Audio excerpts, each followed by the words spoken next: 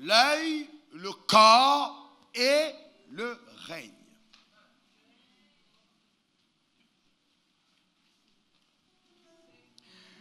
Matthieu 6, versets 5 à 10. Les disciples de Jésus, c'est-à-dire des personnes qui suivent Jésus dans une vie de discipline. Je voudrais saluer tous les pasteurs qui viennent de l'intérieur. Excusez-moi, je vous ai oublié, mais je vous présenterai davantage demain. Viennent à lui et puis ils demandent à Jésus, enseigne-nous à prier comme les disciples de Jean-Baptiste ont appris de leur maître. Et Jésus donc va donner cet enseignement. Écoutez, regardez, écoutez attentivement. Il dit, lorsque vous priez, ne soyez pas comme les hypocrites qui aiment à prier debout dans les synagogues et au coin des rues pour être vus des hommes. Je vous le dis en vérité, ils reçoivent leur récompense. Mais lorsque tu pries, entre dans ta chambre, ferme ta porte et prie ton Père qui est là dans le lieu secret. Et ton Père qui va dans le secret te le rendra.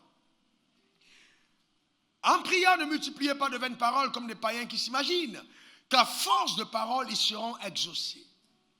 Ne leur ressemblez pas. Car votre Père sait de quoi vous avez besoin avant que vous le lui demandiez. Voici donc comment vous devez prier.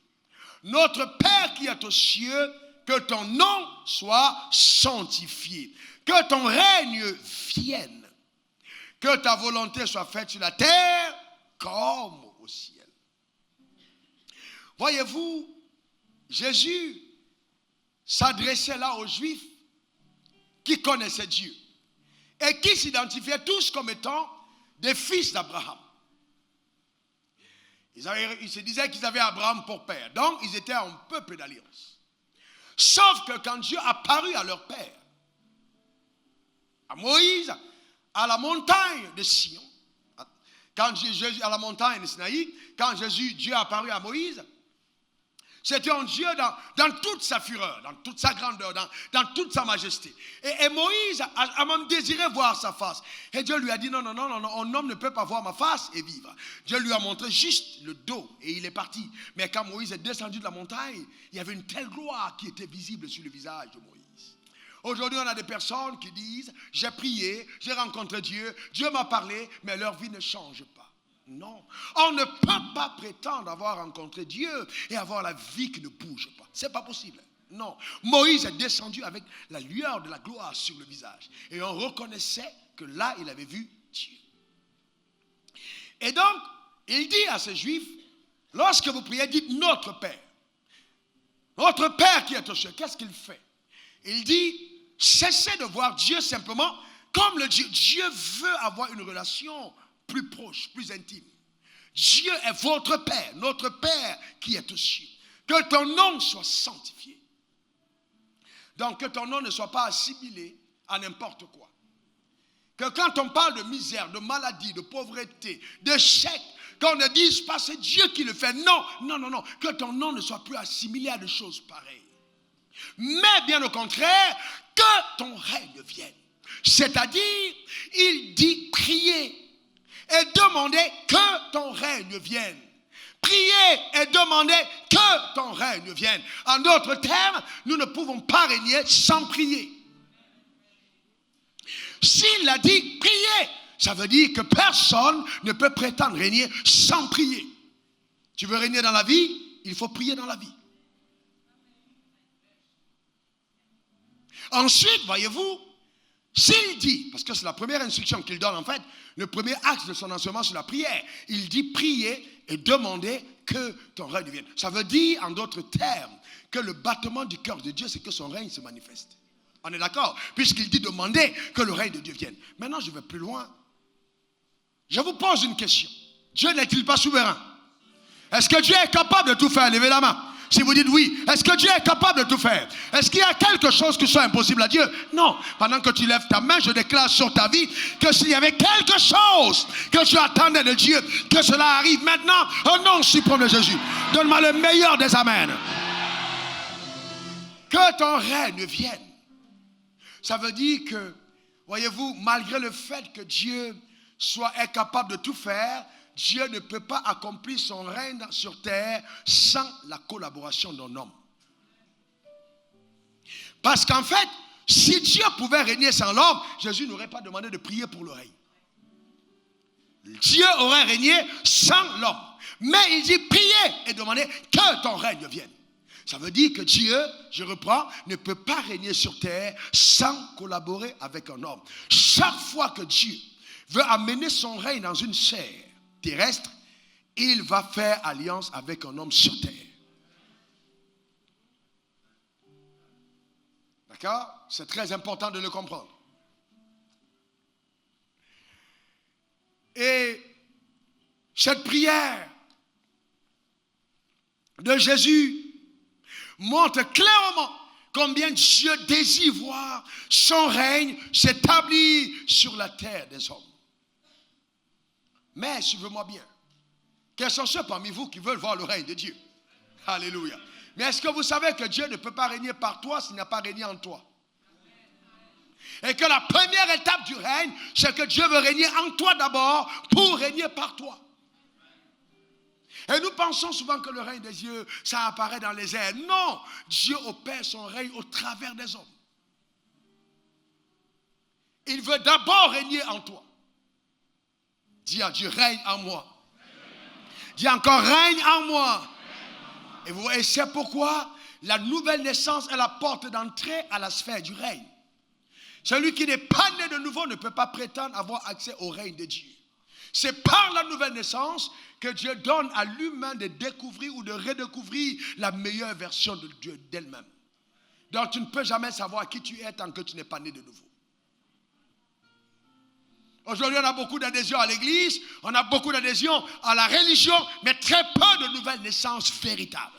Seule la nouvelle naissance véritable te permet d'être candidat au règne. Par la nouvelle naissance. Et vous savez, la nouvelle naissance c'est quoi en fait? Puisque nous parlons de l'œil, nous parlons du corps et nous parlons du règne. La nouvelle naissance c'est l'ouverture des yeux. C'est l'ouverture des yeux. Regardez ce que là, vous voyez, l'apôtre Paul dira en face du roi Agrippa, acte 2, versets 17 à 18, je t'ai choisi du milieu de ce peuple et du milieu des païens vers lesquels je t'envoie, afin que tu leur ouvres les yeux, afin que tu leur ouvres les yeux, afin que tu leur ouvres les yeux. Acte 26, 17 à 18, tu ouvres les yeux pour qu'ils passent des ténèbres à la lumière. Pour qu'ils passent des ténèbres à la lumière. Et de la puissance de Satan à Dieu. Et pour qu'ils reçoivent par la foi en moi le pardon des péchés et l'héritage avec les sanctifiés. En d'autres termes, celui qui n'a pas reçu Jésus est un aveugle. Donc il y a beaucoup de personnes que vous voyez marcher dans la rue, mais qui sont des aveugles. La nouvelle naissance, c'est l'ouverture des yeux. Voyez-vous, si vous ne comprenez pas ça, vous risquez de mener une vie dans les ténèbres. Amen. Que tu leur ouvres les yeux. Demande à ton voisin, est-ce que tes yeux sont ouverts? Demande bien à ton voisin si ses yeux sont ouverts. Alléluia. Voyez-vous? Et ensuite, pourquoi est-ce que les yeux doivent être ouverts? Parce que, révérend Doumbia, si vous bandez les yeux du révérend Doumbia et vous lui demandez de marcher, le révérend Doumbia ne pourra pas conduire sa vie. Il va fatalement aller à la destruction. Pourquoi? Parce qu'il va tâtonner. Donc la première chose que Dieu fait quand il veut t'amener au règne, c'est qu'il ouvre tes yeux afin que tu ne sois plus semblable aux hommes naturels et que tu commences à voir des choses qu'une personne naturelle ne voit pas. Vous savez, beaucoup d'entre nous avons encore les yeux fermés ou mi-ouverts. J'ordonne que tu vois clair. Au nom suprême de Jésus. Donne-moi le meilleur des amens. Dis encore amen. Afin que tu ouvres les yeux, que les yeux soient ouverts. Et il dit pour qu'il passe des ténèbres à la lumière et de la puissance de Satan à Dieu. Est-ce que vous savez que quelqu'un qui a les yeux véritablement ouverts n'a pas besoin qu'on lui fasse une délivrance parce qu'elle est déjà délivrée? Le vrai problème problème, c'est qu'on a beaucoup de personnes qui adhèrent à notre mouvement, mais qui en fait n'ont pas encore les yeux ouverts. Qu'ils passent de la puissance des ténèbres à la lumière. Et de la ténèbres à la lumière, la puissance de Satan à Dieu. Quelqu'un dont les yeux sont ouverts devient en danger pour la puissance des ténèbres. Arrêtez de donner du crédit à Satan comme si Satan était le tout-puissant. Non, j'ai vu dans ma parole, la parole de Dieu, qu'un seul homme a neutralisé tout l'enfer. Cet homme s'appelait Adam. Quand Dieu a créé Adam, il dit domine. Et sur la terre, il y avait tous les démons. Et Satan lui-même. Adam a dominé jusqu'à ce que sa femme arrive. En d'autres termes, un seul homme est capable de terroriser l'enfer. Les mêmes, écoutez-moi bien, écoutez-moi très bien. Les mêmes démons ne se sont pas reproduits parce que les démons n'accouchent pas. N'est-ce pas? Ils n'ont pas inventé. On peut même encore dire que les gens qui envoient feu, qui cassent les ailes, ont tué certains. Acceptons que ce soit une théorie vraie. Les ont tués certains. Ça veut dire qu'aujourd'hui, nous vivons avec 7 milliards de personnes. On a le même nombre de démons qui attaquaient un seul homme. Le même nombre de personnes qui attaquaient un seul homme attaque 7 milliards de personnes. Et Adam a régné seul, sans besoin de qui que ce soit en dehors de Dieu. Aujourd'hui, vous entendez des gens dire, oh, si je me marie, je vais manifester l'onction. C'est du mensonge. Non. Si tu ne peux pas régner seul, ta femme ne t'aidera pas du tout. Si tu ne peux pas régner seul, ton mari ne t'aidera pas. Un seul homme a régné, un seul. Est-ce que quelqu'un comprend de quoi je parle? Oh non, je vais réussir dans la vie, ce sont mes amis. Non, ce n'est pas une question de les sorciers de tomber. Ils sont trop petits pour t'arrêter. Ils sont trop petits pour t'arrêter. Les démons de sorcellerie, ça fait partie de la plus petite catégorie des démons. Est-ce que quelqu'un comprend de quoi? La plus petite catégorie. Écoute-moi très bien, si tu entends qu'il y a une mort d'un sorcier dans ton village, c'est cette nuit que sa mort sera prononcée à cet endroit. Donne-moi le meilleur des amens. Dis encore amen. Amen. Quelqu'un dit je règne. Quelqu'un dit je règne. Quelqu'un dit encore je règne. Et donc quand on parle de règne, on parle de la manifestation du royaume de Dieu dans toute sa beauté, dans toute sa splendeur. On parle de la volonté parfaite de Dieu à manifestation, visible parmi les hommes. Ce que Dieu est capable de faire au travers des hommes. C'est ça le règne de Dieu. Que ton règne vienne. Amen. Que ton règne vienne. Voyez, quand les yeux sont ouverts, le drame, c'est que beaucoup d'entre nous, quand nos yeux ont été ouverts, la chose qu'on a commencé à faire, c'est de poursuivre justement la vanité de la vie. Non. La deuxième étape après l'ouverture des yeux, c'est la cession de son corps. Celui qui a les yeux ouverts doit céder son corps. Tant que ton corps n'est pas posé sur l'autel, en aucun moment Dieu ne se sert de toi. Romains 12, verset 2. Dieu n'a pas ouvert tes yeux pour que tu te balades, aller à gauche, à droite. Il ouvre tes yeux pour que tu deviennes un prisonnier pour lui. Quelqu'un donne le meilleur des amens.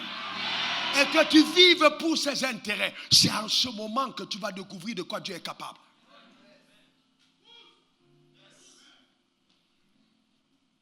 Et il dit, je vous exhorte donc, frères, par les compassions de Dieu, à offrir vos corps. Oh, dit Seigneur Dieu, prends mon corps. Dis encore, prends mon corps.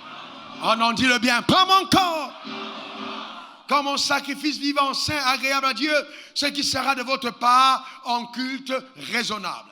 Il dit, ne vous conformez pas au siècle présent, mais soyez transformés par le renouvellement de l'intelligence, afin que vous discerniez quelle est la volonté de Dieu, ce qui est bon, ce qui est agréable et parfait. Alors, quels sont ceux parmi vous qui veulent connaître la volonté de Dieu pour leur vie? Alléluia. Mais est-ce que vous savez que Dieu ne vous dira jamais tant que votre corps n'a pas été cédé? Vous voyez, le problème c'est que Dieu veut que tu lui donnes d'abord ton corps, tu lui donnes ta vie et que tu deviennes un cheval qu'il monte. C'est à partir de ce moment qu'il t'indique la direction à suivre. Mais tant que tu ne cèdes pas ton corps, c'est difficile d'avoir accès à la révélation de la pensée de Dieu pour ta destinée. Et le diable, qui le sait, va donc te pousser justement, bien que né de nouveau, à ne pas céder ton corps. À ne pas déposer ton corps sur l'autel, à ne pas te consacrer à Dieu véritablement. Et c'est pourquoi justement le meilleur de Dieu beaucoup de croyants ne le vivent pas. Il faut déposer son corps sur l'autel. D'accord? Sur l'autel. C'est la première chose que Dieu requiert du croyant après la nouvelle naissance. Tu ne peux pas être né de nouveau et continuer de donner à ton corps la direction que tu veux. Non.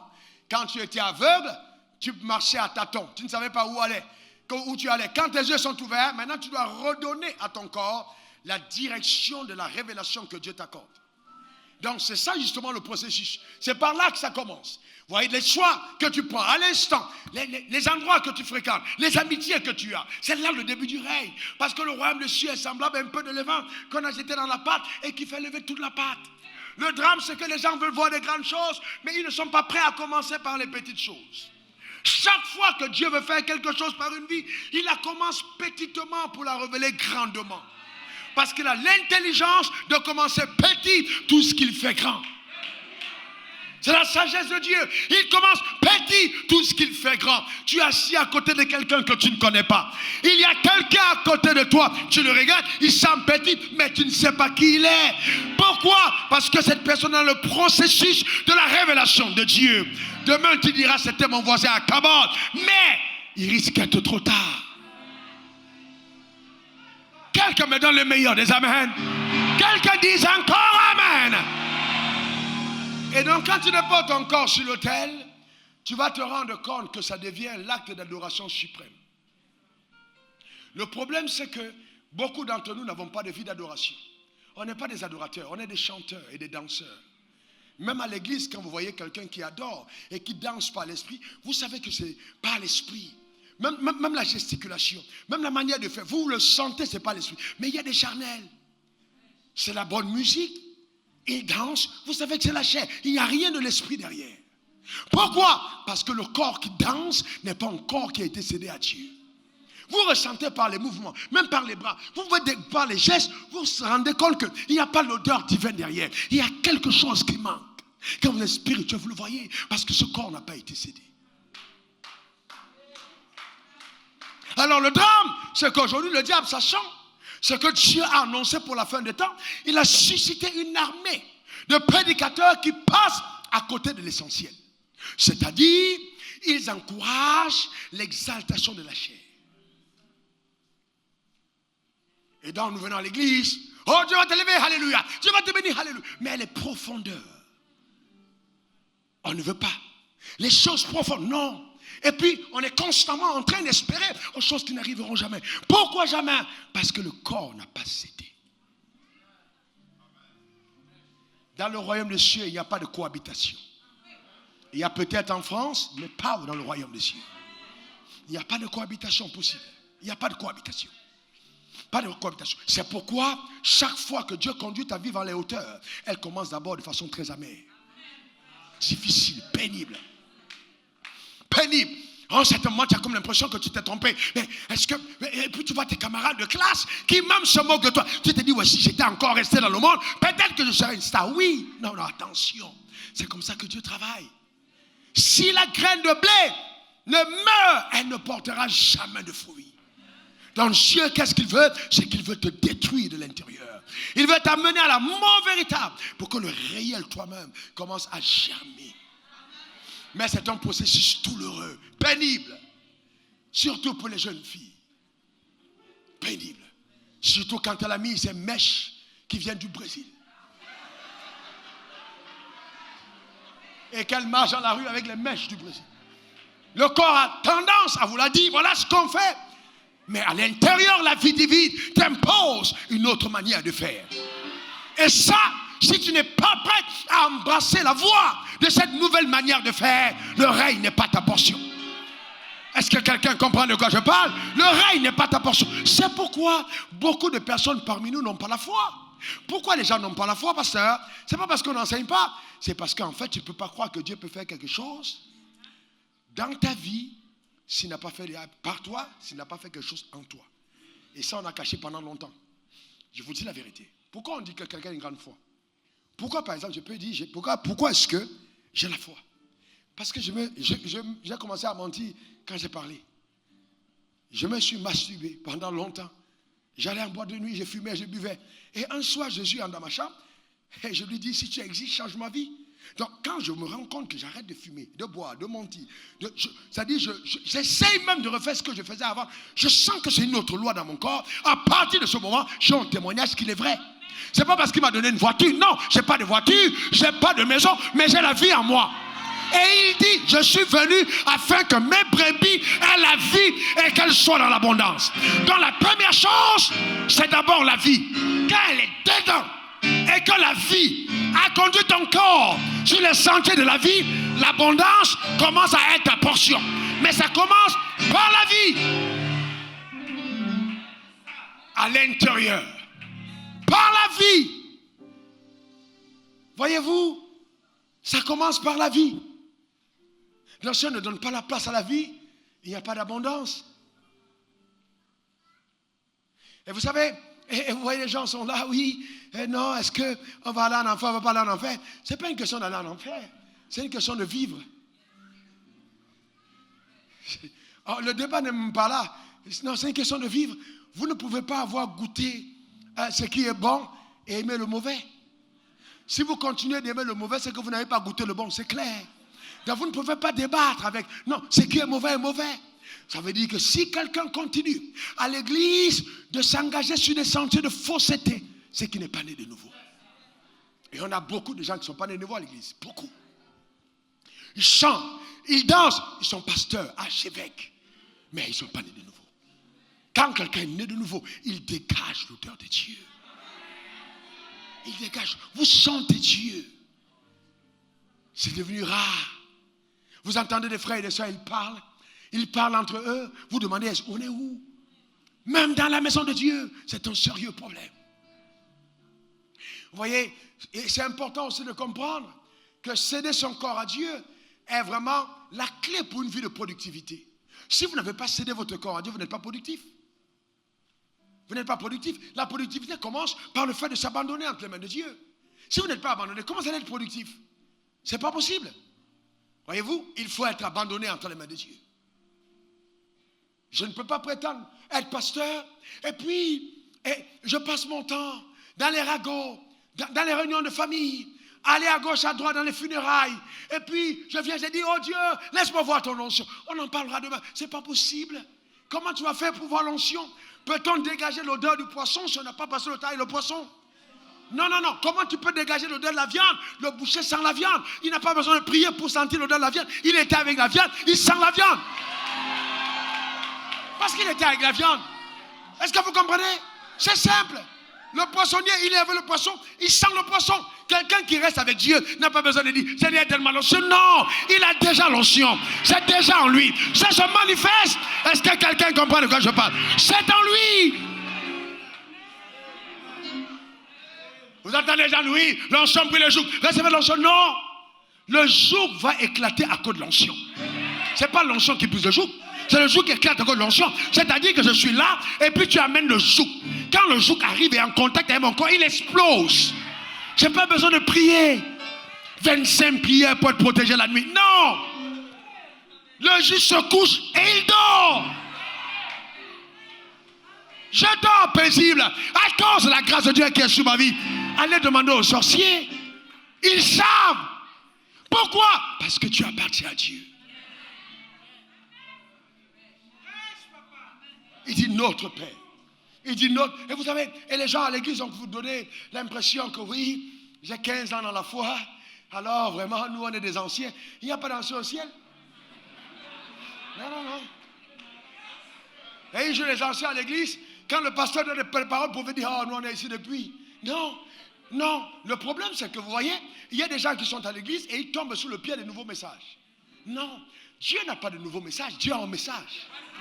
Il n'a pas de nouveau message. Les gens veulent, oh, j'ai déjà entendu ça. Non. Est-ce que tu as déjà vécu ça? Est-ce que tu vis ça? C'est ça le plus. Pas entendu. Est-ce que tu vis? Est-ce que tu vis ça? C'est pas entendu. Et les gens courent, oui, il faut que non, non. Et nouvelle révélation, non. Non, est-ce que tu vis? Même quand tu vis, à quel niveau tu le vis?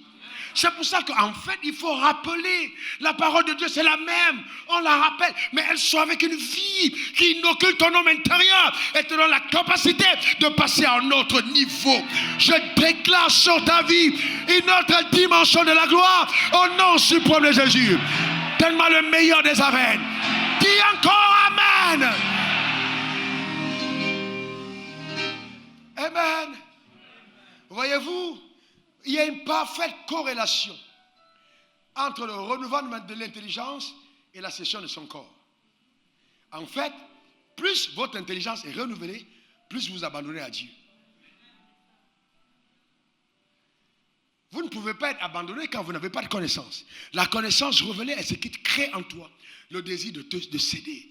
L'apôtre Paul dit, ce qui était pour moi comme hier, comme un gain, je considère comme une perte à cause de l'excellence de la connaissance de Christ.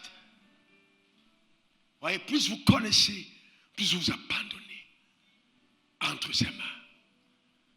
Entre ses mains. Et vous voyez, la non-conformité au cercle présent va accélérer le processus d'assimilation de la pensée de Dieu.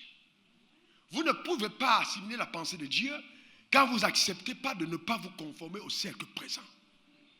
Ah, le vrai problème. Quand je ne me conforme pas au cercle présent, j'assimile davantage la pensée divine. Amen. Quelqu'un dit, je veux être consacré. Quelqu'un dit encore, je veux être consacré. Regardez. Ta consécration sera toujours en corrélation avec la révélation de Dieu. En fait, mieux Dieu se révèle à toi, plus tu te consacres. Et pour que la révélation ait lieu, tu dois céder ton corps sur l'autel. Car on ne donne pas la nourriture des enfants aux chiens. Comment veux-tu que Dieu te donne des choses précieuses alors que tu es dans la boue? Il va te sortir de la boue pour commencer à se révéler progressivement. Mais si tu restes dans la boue, tu stoppes le processus de révélation divine. C'est pour ça qu'il dit, d'accord, les choses que Dieu, l'œil n'a point vues, que l'oreille n'a point entendues, qui ne sont pas montées au cœur de l'homme, mais que Dieu révèle à son esprit, à ceux qui l'aiment. Pas à ceux que Dieu aime, mais à ceux qui l'aiment. Donc plus j'aime Dieu, mieux Dieu se révèle à moi. Et le principe est le même. Celui qui me cherche me trouve. S'il me cherche de tout son cœur. Le problème, c'est est-ce que je cherche Dieu? Est-ce que je veux vraiment Dieu? Est-ce que j'ai soif de Dieu? Oh frère, vous savez, laissez-moi vous dire ceci. Regardez-moi. J'enseigne et après, on va passer une autre phase. Suivez-moi bien. Au début de votre rencontre avec Dieu, il génère en vous une certaine faim de lui. Vous lisez la Bible, vous priez, vous lisez la Bible, vous priez. Et ça, c'est des efforts divins par l'onction qui est en vous. En un certain moment, c'est comme si Dieu lui-même fait marche arrière. Il dit, bon, il a commencé à grandir. Maintenant, il attend. Ce n'est plus l'énergie divine là qui est derrière. En fait, il attend de voir si tu désires encore comme avant ce qu'il t'a donné de goûter. Et là, tu te lèves le matin, tu te rends compte qu'il n'y a plus. Tu veux prier, mais c'est comme si tu ne sens pas la présence de Dieu. Tu veux lire la Bible, mais c'est comme si quelque chose te combat. Et là, Dieu veut voir si tu vas te comporter comme un poisson qui sort de l'eau. Quand tu sors le poisson de l'eau, il se bat, il lutte, il veut rentrer, il saute, il crie, parce qu'il veut rentrer dans l'eau. Il veut voir si tu te débats. Est-ce que tu jeûnes? Est-ce que tu pries? Est-ce que tu cries à Dieu? Oh, secours-moi! Oh, Père, j'ai envie de toi! Oh, Père, je lis la Bible, mais je ne comprends plus. Il veut voir si vraiment tu désires encore sa présence. Et souvent, ce que tu obtenais en 10 minutes, tu l'obtiens en 1 heure. Pourquoi? Parce qu'il veut élargir les cordages sur ta tente. Ce que tu obtenais en 2 heures, il te fait maintenant rester jusqu'au matin. Il y a quelque chose à l'intérieur. Tu pries Rindasha, Holobokoto, Randoshika. Mais tu veux dormir, mais il n'y a pas de sommeil. Pas que tu es attaqué. Mais à l'intérieur, les sources sont vives. Il y a quelque chose qui te pousse. Il y a quelque chose qui te dit, qui t'a dit. Et tu es dans sa présence. Et avant, tu priais avec la montre. Maintenant, tu pries sans montre. Parce qu'avant, c'était la performance. Mais maintenant, c'est la relation. Avant, tu voulais dire, j'ai prié 3 heures. Mais maintenant, tu dis, j'ai rencontré Dieu. C'est plus la même chose. Tu passes à un autre palier de ta vie avec Dieu. Et après, tu vois l'aurore se lever. Tu regardes ta montre. Il est 6 heures du matin. Et Dieu te dit, couche-toi. Et tu t'endors. Affaibli dans le corps, mais régénéré dans l'esprit. Comme un bébé, tu dors tranquille. Et Dieu sait qu'il est passé par toi pour empêcher à une fille de faire un accident. Il est passé par toi pour empêcher à quelqu'un de mourir. Il est passé par toi pour que la Côte d'Ivoire ne brûle pas. Pourquoi? Parce qu'il dit je cherche un homme. Dans nos réunions de prière, ce n'est pas tellement parce qu'on est trois que Dieu agit. Souvent Dieu cherche juste un homme qu'il met à la brèche ce soir. Et cette personne peut contrôler la vie d'une destinée de plusieurs. Voyez-vous? Donc ce n'est plus... Ah oui, Dieu m'a donné une maison, Dieu m'a donné une voiture. Il y a des gens qui sont comme des boucs, pas des brebis. Ils sentent mauvais. Ils sont dans la maison de Dieu, mais ils sont tellement remplis d'eux-mêmes. Il faut pleurer. Que Dieu te délivre. Il faut pleurer. Il faut pleurer. Revenons dans le texte. Matthieu 6, regardez ce quelque chose. Matthieu 6, verset 22 à 24. L'œil est la lampe du corps. L'œil est la lampe du corps. L'œil est quoi? L'œil est la lampe du corps. Si ton œil est en bon état, tout ton corps sera éclairé. Demande à ton voisin, ton œil est-il en bon état? Voyez-vous? Et vous voyez, depuis que j'ai découvert cette vérité, quand je prie, et même quand je fais des déclarations prophétiques, je demande aux gens de poser leurs mains sur leurs yeux. Parce que si tu ne vois pas, tu es en danger. Et il y a des gens qui ont les yeux malades. Ils ont le glaucome spirituel. La cataracte spirituelle, aveugle. Ils ne voient pas clair. Parce que l'œil n'est pas en bon état. Il dit non, regardez ce que je dis. Mais si ton œil est en bon état, ton corps sera dans... n'est pas en bon état, ton corps sera dans les ténèbres. Si la lumière qui est en toi est ténèbres, voyez-vous, la lumière qui est en toi est ténèbres, vous voyez, grandes seront ces ténèbres. Mais comment est-ce que c'est possible que la lumière qui est en quelqu'un devienne ténèbres? Vous voyez, il dit d'abord, la lumière qui est en toi est ténèbres. Ça veut dire qu'en fait, oui, tu es éclairé, mais enténébré. C'est dangereux. La lumière qui est en toi est ténèbres. Alors, grandes seront ces ténèbres. Comme il dit, nul ne peut servir deux maîtres. Car il haïra l'un, il aimera l'autre, il s'attachera à l'un et il méprisera l'autre. Vous ne pouvez servir Dieu et maman.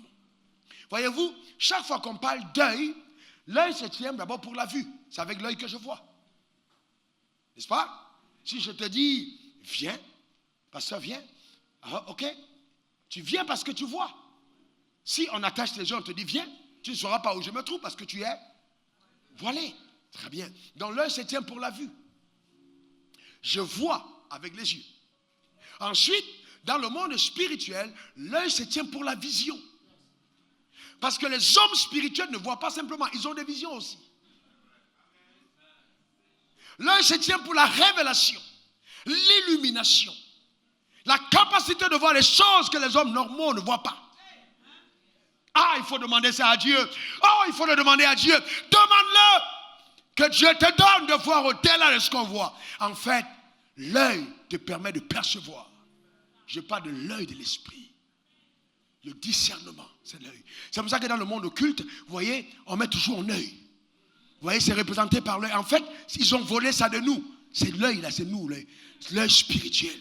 Qui te permet de voir l'œil, cet œil. Qui te permet de discerner la vision. Ça vient de cet œil. Il y a des gens, tu les vois là, tu vois une fille, tu veux l'épouser, tu ne sais pas qui c'est. Il faut que ton œil soit ouvert. Tu vas prendre une mamie Ouattara, tu vas mettre dans ta maison. Parce que tu ne sais pas qui c'est. Il faut voir clair. Oui, aujourd'hui, on est à la fin des temps. Il faut le discernement, que tes yeux soient ouverts. Je déclare sur ta vie que tes yeux soient ouverts. Au nom suprême de Jésus. Donne-moi le meilleur des amens. Dis encore amen.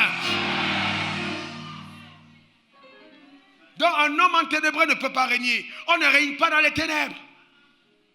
Un homme enténébré ne peut pas être un leader. Pour diriger, il faut être éclairé. Parce que si un aveugle conduit un aveugle, les deux tomberont dans la fosse. Et quand je parle de leader, tu me regardes dans ta famille, les gens ne t'ont jamais considéré alors que Dieu t'a suscité comme le libérateur de ta famille. Je déclare sur ta vie, écoute-moi bien, à la sortie de ce cabote, tu vas prendre l'ascenseur qui va t'amener au palier de la domination dans ta famille au nom suprême de Jésus. Donne-moi le meilleur des amens. Dis encore amen.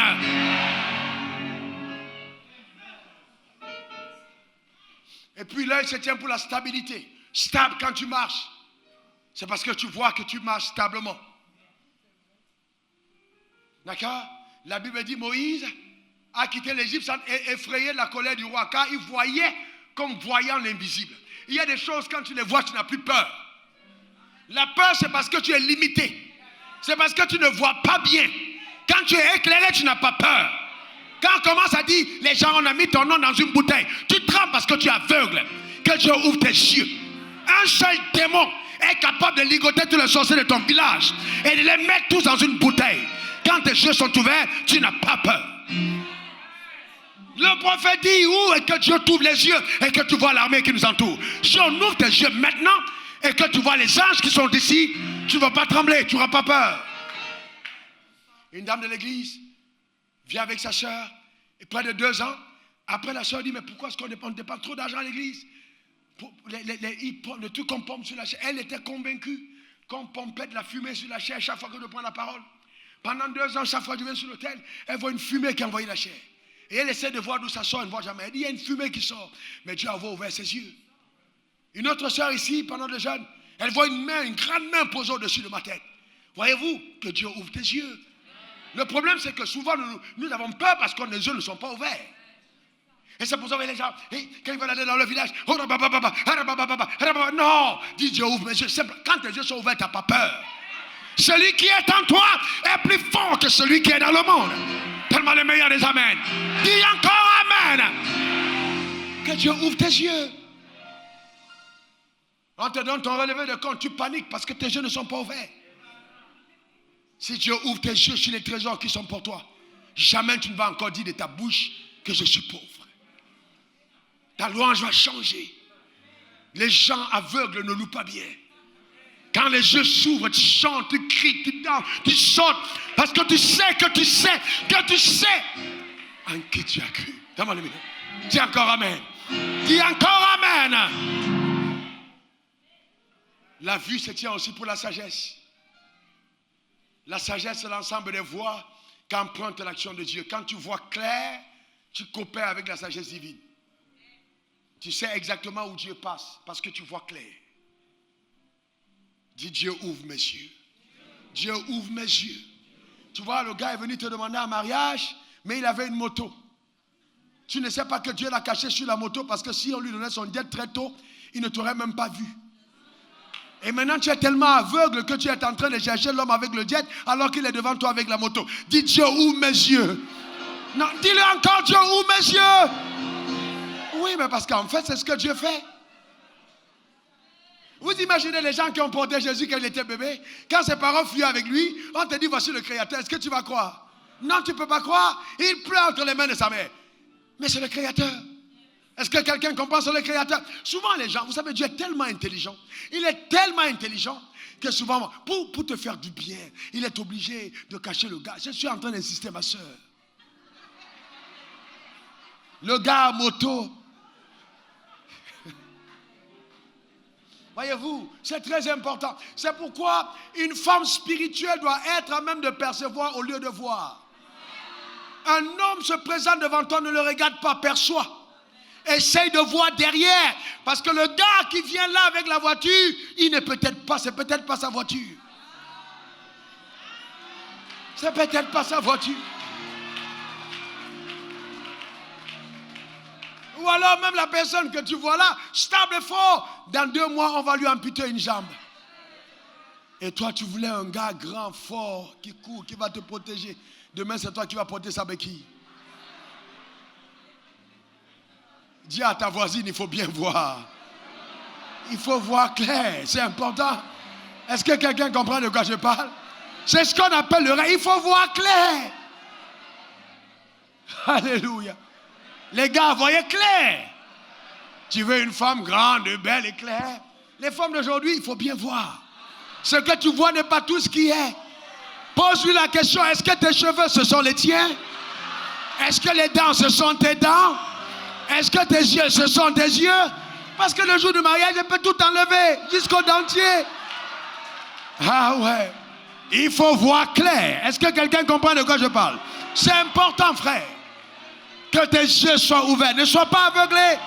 Que tes yeux soient ouverts. Ne sois pas aveuglé. Et vous voyez, laissez-moi vous dire quelque chose. Ne soyez pas choqués. Vous savez que Dieu est un Dieu tellement sage qu'il y a des hommes qui aiment les femmes en forme et ceux qui aiment les femmes minces. Vous savez-vous? Et Dieu est tellement, Dieu a mis les goûts en chacun. Donc, chacun désire un type de personne. Et une femme désire un type. Maintenant, toi, tu es femme. Au lieu de rester dans ton type, tu as tellement fondu que tu te retrouves dans une catégorie. Quand le gars répète, il répète la femme de la catégorie qu'il aime. 3 mois après, tu as changé de catégorie. Et le problème se passe. Pourquoi est-ce que... C'est sérieux. Parce qu'en fait, tu ne lui as pas dit qui tu es. Alors qu'il y a un gars qui t'aime comme tu es dans ta catégorie. Pourquoi tu veux entrer dans la catégorie? Même les concours de Miss, il y a Miss et puis il y a Miss Aou là-bas. Chacun est dans son truc. Il faut rester dans ta catégorie. N'ayez pas de complexe. Dis, je ne suis pas complexé. Dis-le encore, je ne suis pas complexé. Je suis beau comme Dieu m'a créé. Déclare-le encore. Il ne faut pas avoir de complexe. Il aimait les filles noires. Tu es devenu clair. Il cherche sa femme. Tu es à côté, il prie, Seigneur, montre-moi. Tu es trop clair, c'est pas toi. Alors qu'en fait, c'est toi qui es juste à côté.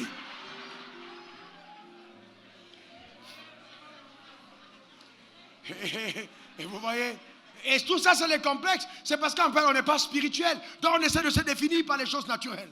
Oh, regardez combien de temps les gens passent pour le marché, pour la toilette, pour les costumes, pour les habits. Mais combien de temps ils passent avec la Bible? Mais comment pouvez-vous régner si les ingrédients de règne ne se retrouvent pas dans votre vie? On ne règne pas avec le costume, on règne avec Dieu. On règne avec Dieu. Et c'est pour ça aujourd'hui, vous avez plein de leaders fabriqués. Ils sont fabriqués, ils sont créés, ils sont posés. Mais les gens ne veulent pas être engendrés. On veut tout de suite, allez, paf, pasteur assistant, une voiture, les costumes. Oui, alors je règne. Non. Non, je règne. Allez demander à Adam, on l'a mis dans cette position, après il est tombé. Celui qui n'a pas connu la croissance ne peut pas connaître la stabilité. Il n'y a la stabilité que quand on a appris à grandir. Mais les gens que vous mettez tout de suite, pof, sans avoir connu le processus, ne peuvent pas aller loin. Pas du tout. Ne peuvent pas aller loin. Et les yeux, c'était aussi pour le surnaturel. Quelqu'un dit surnaturel. Quelqu'un dit encore surnaturel. Vous voyez, Dieu est tellement grand. Le cas de Joseph, il est avec ses frères. Puisqu'on parle de l'œil, du corps et du règne. Joseph est avec ses frères. Qu'est-ce qui va faire de Joseph un grand? C'est la vision qu'il a. Il a une première vision. Après, il a une deuxième vision. Et qu'elle lui raconte? Son père dit, mais attends, qu'est-ce que te prend toi? Tu penses que moi, ma mère, ta mère et tes frères vont venir se procéder devant toi? Ils interprètent la vision. Alors maintenant, comme Joseph avait les yeux ouverts et qu'il a pu voir ce qu'une personne normale ne peut pas voir, ses frères l'ont vendu et ils l'ont amené. Vous savez, dans la société, si vous voulez vivre en paix, n'ayez pas de rêve. Si vous voulez vivre en paix, conformez-vous à tout ce que les gens font. Dès que vous commencez à être quelqu'un ou quelqu'une qui se détache des autres, la jalousie commence. Et vous voyez, vous ne pouvez pas prétendre avoir accès à la gloire que Dieu vous réserve sans les tribulations de cette gloire. Ce n'est pas possible. Et souvent, les tribulations de cette gloire. Et souvent, les gens pensent, oh oui, mais pourquoi est-ce que c'est toujours moi? Oui, Seigneur, pourquoi est-ce qu'on m'attaque toujours? Non, c'est normal. Écoutez-moi, c'est normal. Quand Dieu m'a enseigné sur l'onction d'Abraham ne peut pas se déployer dans la vie d'un homme sans qu'il n'ait attaqué. Il ne soit attaqué. C'est clair. Cette onction crée l'adversité. L'adversité. Si tu ne veux pas l'adversité, tu ne peux pas régner. Et ce qui va causer le chamboulement, c'est ta vision. Les gens n'acceptent jamais que quelqu'un se lève et commence à faire les choses qu'on n'a pas l'habitude de faire. Mais c'est dramatique. Ton voisin de gauche ou de droite, l'empreinte digitale qu'il a n'est pas la même. Pourquoi veux-tu mourir photocopie alors que Dieu t'a créé original? Il y a quelque chose que Dieu veut révéler à cette génération par ta vie. Et appelle son règne dans ta vie. Dis que ton règne vienne, mon Père. Dis-le encore, que ton règne vienne. Que ta volonté soit faite dans ma vie. Sur la terre, comme au ciel. Dis encore Amen. Dis Amen. Et Joseph, à cause du rêve qu'il a eu, ses frères l'ont vendu. Ses frères l'ont emmené. Pourquoi? Parce qu'il rêvait. On l'a mis dans la citerne. Mais vous savez, quand vos yeux sont ouverts, ne les refermez plus jamais. Même si on vous bande les yeux, gardez-les ouverts. Parce qu'en fait, je parle d'ouverture spirituelle. On peut t'attacher les yeux, mais tes yeux restent ouverts. La citerne était refermée, mais les yeux de Joseph étaient ouverts sur sa destinée. Il était dans la citerne, mais il voyait ce que Dieu lui avait montré. On l'amène chez Potiphar, il est avec un caleçon. On va aux enchères, mais à cause du rêve qu'il a vu, à cause de la vision que Dieu lui a donnée, il est vendu dans la maison. On l'amène en Égypte, il est vendu chez Potiphar. Il est vendu chez Potiphar. Il n'est pas vendu chez Nénuphar, mais chez Potiphar. Vous savez pourquoi? Simplement parce qu'il y avait un plan derrière. Il n'y a jamais de hasard quand ta vie est une vie de destinée. Il n'y a jamais de hasard. Les choses qui t'arrivent, ce n'est jamais au hasard. Jamais. C'est pourquoi même quand tu es encore dans la citerne de ta destinée, ne méprise pas ta destination. Ne méprise pas, il n'y a pas de hasard. On le vend chez Potiphar et la Bible dit et la prospérité l'accompagna. Pourquoi la prospérité l'accompagna? Parce que c'était un homme de destinée. Il entre chez Potiphar, la maison commence à prospérer. Et donc il était tellement à l'aise et la stabilité. Et donc Dieu dit non, Joseph, ce n'est pas ce que je t'ai montré. Je ne t'ai pas montré une vision où tu étais dans la maison d'un homme. Je t'ai montré assis sur un trône. Maintenant il est temps que ça bouge. Et comme Joseph ne pouvait pas écouter Dieu, et qu'en ce moment il était à l'aise, Dieu va créer une situation pour l'amener à une autre dimension. Je parle à quelqu'un qui traverse une tragédie en ce moment. J'annonce prophétiquement à quelqu'un qui livre des batailles de sa destinée que la situation que tu traverses n'est pas à ta mort, mais Dieu va la faire concourir à ta place, à ton bien, au nom suprême de Jésus. Dis encore Amen. Vous savez, même quand tu es là dans l'église, pasteur, quelqu'un te quitte et il s'en va. Ce n'est pas parce que les gens te quittent que tu es mauvais. Souvent, il faut accepter des séparations. Souvent, tu as une amitié, même un directeur d'entreprise. Tu es là et puis à un moment, il te chasse. Tu es là, tu supplies pour rester. En fait, Dieu dit c'est le temps de créer ta boîte. S'il ne t'a pas chassé, tu ne seras jamais chef d'entreprise. Et il te fait partie. Voyez-vous, donc, chez Potiphar, il y a un problème. C'est que Joseph, l'heure est arrivée pour qu'il passe à un autre niveau. La femme de Potiphar l'accuse. Potiphar arrive. Le gars a toujours été correct, mais c'est sa femme. Elle tient le vêtement entre les mains. Elle dit, cet homme, il a essayé d'abuser de moi. Vous savez, quel que soit ce que vous êtes, les gens auront toujours votre vêtement. Soit ils vont le prendre le pressing, soit ils vont le prendre dans la corde à sécher, soit ils vont voler dans votre maison, ils vont toujours tenir un vêtement contre vous. Quel que soit ce que vous essayez de faire. Ce n'est pas parce qu'on tient un vêtement contre toi qu'on tient ta destinée. Ce n'est pas parce que quelqu'un tient un vêtement contre ta vie qu'il tient ta destinée. Ce n'est pas possible. Non, non, non, non, non, non, non, non, pas du tout. Non, non, non, non, non.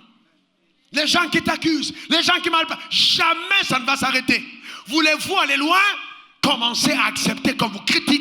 Comme pas un jour, c'est la télévision nationale qui parlera de toi. Parce que si Dieu veut faire mourir ton ego et que les ragots du village ne suffisent pas, alors les ragots de la ville vont accompagner. Jusqu'à ce que tu meurs. Jusqu'à ce que tu meurs.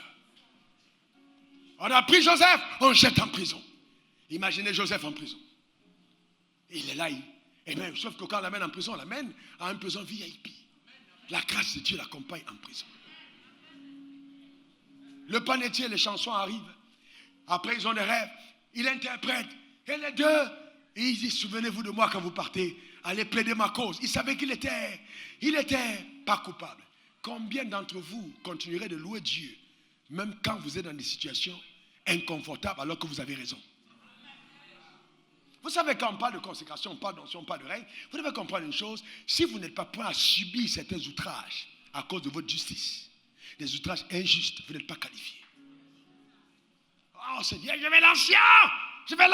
On parlera de ça vendredi. Il y a des choses, il y a des ingrédients.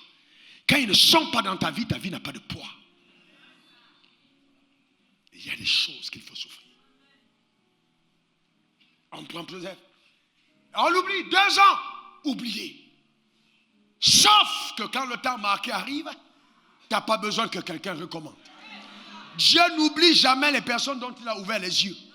Quand Dieu t'ouvre les yeux, ce n'est pas pour que tu finisses ta vie dans un cachot. Mais c'est pour que tu conduises les autres. Dis, je suis un leader. Dis, je suis un leader. Déclare-le, je suis un leader. Dieu fera par ma vie ce qu'on n'a jamais vu. Déclare-le encore. Frères et sœurs, je vais vous dire une chose. Si vous avez rencontré Dieu et que vous ne croyez pas en la grandeur, vous êtes petit. Il faut croire ce que Dieu est capable de faire de grandes choses. Quand le temps arrive, c'est Pharaon lui-même qui rêve. Et il dit interpréter. Personne. Parce que ce rêve-là n'était pas un rêve que quelqu'un d'autre pouvait interpréter. C'était un rêve qui était taillé à la mesure de la sagesse de Joseph. Les chansons se souviennent. Oh, maître, excuse-moi. Il y a 2 ans en prison. 2 ans. On va chercher Joseph. Et quand Joseph arrive, il raconte le rêve.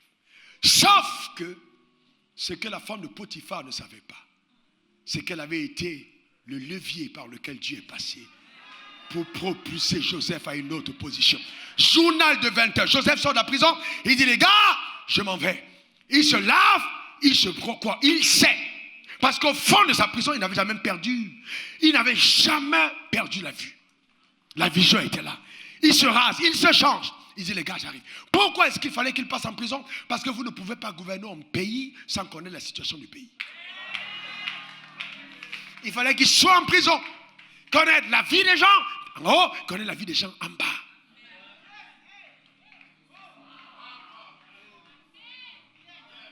Quand il sort de là et qu'il s'en va, il sait qu'une opportunité lui a donné pour aller trop loin. Quand il raconte le rêve, et puis maintenant, on lui demande, mais qu'est-ce qu'on fait? Il dit, voilà ce que je te donne le profil, le CV du gars qui peut aider à la situation. Il regarde le CV, il dit, mais on va trouver ça où? Il écrit un CV taillé sur sa propre mesure. Est-ce que taillé? Parce que le CV était un CV qui correspondait à lui-même. Enfin, on dit tout de suite, c'est énorme. Il était 19h30. Le journal va commencer à 20h. On appelle le journal retardé. Il y a un décret présidentiel qui doit être annoncé.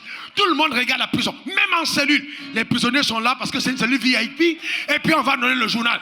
La femme de Potiphar a mangé avec son mari à table. Édition spéciale. Édition spéciale.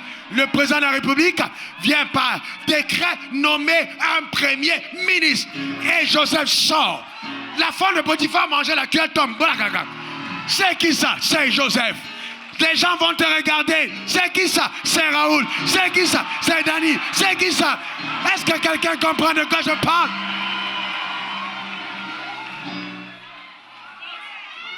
C'est pas possible. Elle touche son mari. Attends. Apportez-moi mes lunettes. Apportez-moi mes lunettes. Entre-temps, son mari est le chef de l'armée. Joseph est nommé premier ministre. Et le lendemain, il faut que tous les corps constitués viennent faire allégeance devant Joseph, le nouveau premier ministre d'Égypte. Je déclare sur ta vie que les personnes qui t'ont combattu se retrouveront devant toi pour reconnaître ta sonnerie au nom suprême de Jésus. Quelqu'un dit yes! Quelqu'un dit yes! Quelqu'un dit yes! Et vous savez, le problème c'est quoi? C'est qu'il ne fallait pas que Joseph meure sans que cela n'arrive. Le même corps dans lequel tu as été humilié, le même corps que tu portes, le même corps de la galère, le même corps qui a dormi dans un entrecouché, le même corps que les gens n'ont pas respecté, c'est devant ce même corps que Dieu va se glorifier dans ta vie au nom suprême de Jésus. Donne-moi le meilleur des amens. Dis encore amen. Quelqu'un dit yes. Quelqu'un dit yes. Quelqu'un dit yes. Et Joseph, un premier ministre. Je vous pose une question. N'est-il pas écrit dans notre parole que Dieu est le même hier, aujourd'hui et éternellement? Si donc vous voulez me dire qu'on dit les 15 étapes pour être nommé premier ministre, écoutez-moi très bien. Combien de temps ça a pris à Joseph pour que le décret soit nommé, soit signé? Dieu est capable de te prendre là où tu te trouves. Le problème, non, écoutez-moi bien. Le problème n'est pas la position. Le problème, c'est la révélation. Quand les yeux sont ouverts, tout est possible. Le problème, c'est la révélation. Les yeux de Joseph étaient ouverts. Quand les yeux sont ouverts, le corps est capable d'être mis n'importe où, pourvu que les yeux soient ouverts. Le problème, c'est tes yeux. Le problème, c'est tes yeux. Est-ce que tu vois clair? Est-ce que tu continues d'avoir les yeux ouverts sur la réalité des choses ou la vérité des choses que Dieu t'a montrées? Est-ce que tu continues de garder cela dans le cœur? Ou alors est-ce que les défis de la vie t'ont commencé à faire croire que non, dans tous les cas, on va aller au ciel? Non. Un croyant qui n'attend que le ciel pour être récompensé est un croyant malheureux. La rédemption n'est pas une excuse ou un échappatoire justement aux réalités du règne terrestre. Non. Dieu t'a racheté pour régner. Dis, je régnerai. Déclare, je régnerai. Déclare, je régnerai. Déclare, je régnerai. Alléluia. Parce que c'est ta portion. Dis, c'est ma portion. Quelqu'un dit, c'est ma portion. Eh bien, c'est ça. Jean 1,12, à ceux qui ont reçu, à ceux qui ont cru en son nom, Dieu leur a donné le pouvoir de devenir enfants de Dieu. Et donc, cette métamorphose qui s'est opérée dans ta vie doit amener les gens qui étaient avec toi hier à ne pas te reconnaître. Les frères de Joseph qui l'avaient vendu sont venus. Ils étaient dans la même pièce. Joseph savait que c'était ses frères. N'est-ce pas? Il savait que c'était ses frères. Il parlait avec eux. Mais eux, ils ne le reconnaissaient pas. Ça veut dire quoi? Avec le temps, ses frères n'avaient pas changé. Quand vous habitez la galère, vous ne changez pas. Les choses qui vous font changer, c'est l'éclat de la gloire. Est-ce que quelqu'un comprend de quoi je parle? On dit que l'eau lave, mais l'argent rend beau. Je déclare sur ta vie, la gloire de Dieu va défigurer ton visage au nom suprême de Jésus. Donne-moi le meilleur des amens. Dis encore amen. Dis encore amen. Dis amen. Alléluia. À ceux qui l'ont reçu, à ceux qui ont cru en son nom, cette parole leur a donné le pouvoir de devenir enfants de Dieu. Amen. Dites-moi, vous avez déjà vu un lionceau ressembler au buffle? Un chaton ressembler au chien? Un chiot ressembler à la chèvre? Vous avez déjà vu un enfant de Dieu qui ressemble à un enfant du diable? Il y a justement dans la naissance, quand les enfants sont bébés, ils ont peut-être un visage qui ne ressemble pas au père. Mais ce n'est pas parce que c'est une chenille que ce n'est pas un papillon. Ce n'est qu'une question de temps. Continue d'observer et de voir comment elle est en train de ramper. Continue d'observer et de voir comment est-ce qu'elle est en train. Au moment, tu vas voir que les choses vont commencer. Et les ailes vont sortir. On va dire, mais ça vient d'où? Mais c'est pas possible. C'est pas elle qu'on a vu ramper là. Non, tu t'es trompé. Ce n'était pas une chenille. C'était un papillon déguisé en chenille. Parce que celui qui n'a pas fait l'expérience de la marche ne comprendra pas bien l'expérience du vol. Que la main de Dieu soit sur toi. Que la puissance de Dieu te garde. Que la main de Dieu comble ta vie. Donne-moi le meilleur des amens. Dis encore amen. Dis encore amen. Lève ta main comme ça vers le ciel. Répète après moi, Seigneur. Seigneur, merci. Car j'ai le pouvoir. Le pouvoir qui m'a donné de devenir enfant de Dieu. Et la Bible déclare que je régnerai dans la vie par Jésus-Christ, lui seul. C'est pourquoi je pose mon corps sur l'autel de la consécration. Je décrète et déclare que mon corps appartient à Dieu. Je livre mon corps comme instrument de la justice, afin que par mon corps, la gloire de Dieu soit visible sur la terre des hommes. Mon Père, mon Dieu, accomplit au travers de ma vie ce que tu as résolu. Ouvre mes yeux, ouvre mes yeux, ouvre mes yeux. Mon Père, mon Dieu, fais-moi voir ta gloire. Ouvre mes yeux et dirige-moi sur les sentiers de ta destinée pour moi. Merci Seigneur. Que ton nom soit glorifié Au nom de Jésus. Amen. Amen. Et amen. Acclame le Seigneur pour ta vie. Acclame le Seigneur pour ta vie.